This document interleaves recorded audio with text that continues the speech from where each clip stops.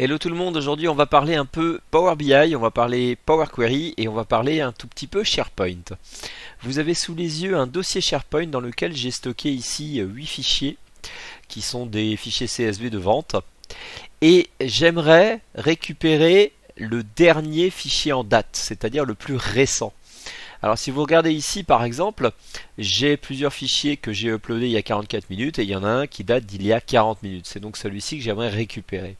Et l'idée c'est que si le mois prochain j'upload le fichier 2024-09, il deviendra du coup le plus récent et c'est celui-là que j'aimerais que mon Power Query me récupère.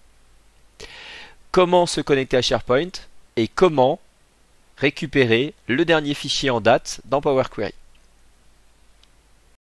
Pour pouvoir me connecter sur mon dossier SharePoint, je dois récupérer là-haut, dans mon navigateur, l'adresse du site SharePoint.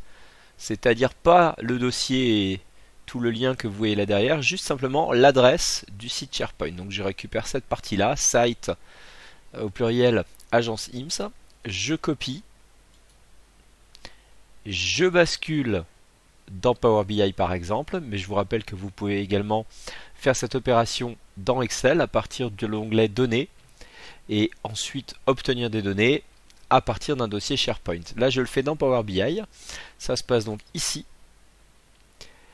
Je dois me rendre ici sur plus pour accéder à l'option dossier SharePoint qui se trouve ici. Je me connecte. Je colle l'URL que j'ai récupéré et je fais OK. Je suis alors connecté à mon site SharePoint. Vous constatez que j'ai non seulement mes ventes, mais également les fichiers contenus dans des dossiers annexes et il faudra donc que je fasse un peu le tri là-dedans. Notez également qu'entre le moment où vous collez l'URL et le moment où vous arrivez sur cet écran, il est possible qu'il vous soit demandé de vous identifier et donc de rentrer éventuellement votre compte Microsoft Office 365. Une fois que je suis sur cet écran, je ne vais pas combiner parce que mon objectif n'est pas de cumuler ces fichiers du tout. Je vais donc transformer les données.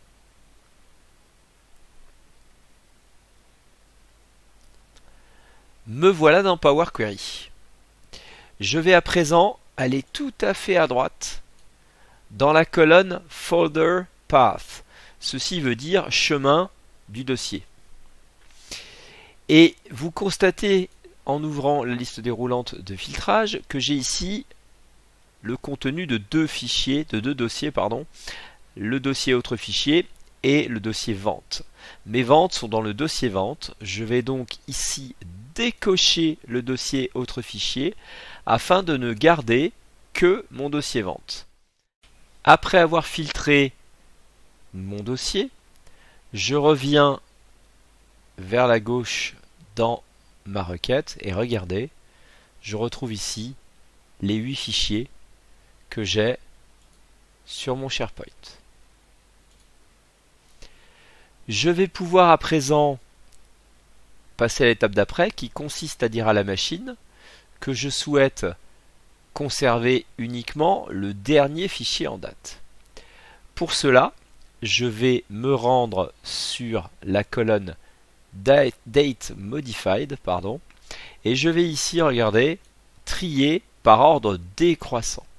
Ceci aura pour effet ici de placer le fichier le plus récent en haut de la liste. Cela me rajoute également une étape qui sera mémorisée par la machine et qui sera réalisée à chaque fois qu'on se connecte ou qu'on actualise plus exactement la requête. Et donc on aura toujours le fichier le plus récent en première position. On ne souhaite garder que ce fichier.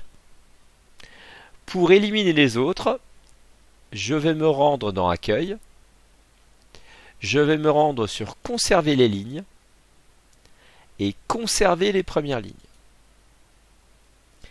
À partir de là, je peux indiquer à la machine quelles sont les lignes de ma requête actuellement à l'écran que je souhaite conserver. Ici, je souhaite conserver uniquement la première ligne. Je vais donc mettre ici un 1 et je vais valider par OK.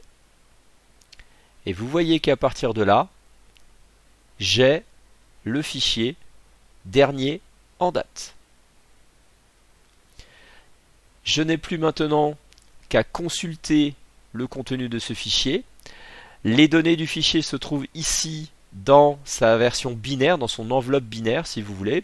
L'enveloppe binaire d'un fichier, elle contient une série d'informations lisibles par un ordinateur, mais pas lisibles par un être humain. Il faut, pour les lire, il faut déployer, développer si vous préférez, ouvrir l'enveloppe binaire pour voir le contenu. Et ceci se fait avec le petit bouton ici, combiner les fichiers. Je clique dessus, la connexion s'établit. Et voilà le contenu de mon fichier. Je valide par OK. Et